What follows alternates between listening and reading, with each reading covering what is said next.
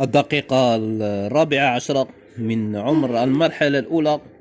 التعادل السلبي 0-0 بين فريقي مولودية الجزائر الرائد ب61 نقطة، وكذلك مستقبل الرويسات المحتل في أواسط سبورة الترتيب العام للدوري الجزائري موبيليس 2026. ومعكم الإعلامي عبد السلام عيدنا على القناة السادسة الشبابية لشبكة قنوات المؤسسة العمومية للتلفزيون بجودة الHD وال4K في طيلة أحداث اللقاء المباراة لخضم المرحلة 28 لمنافسات فعاليات الرابطة المحترفة الجزائرية الأولى موبيليس 2026 بعد انتصار شباب الوزداد أمام فريق جمعية أولمبيك أقبو 1-0.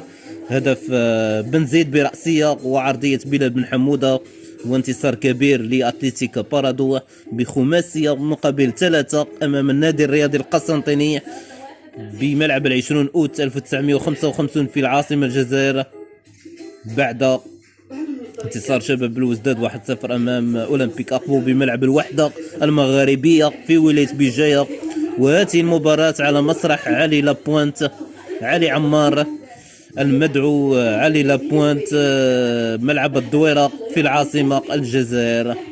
أكيد الدقيقة 16 مولودية الجزائر يحتاج إلى نقطة واحدة لكي يتوج باللقب العاشر للدوري الجزائري، كما هو حال اتحاد الجزائر الذي فاز بلقب كأس الجزائر أمام شباب الوزداد.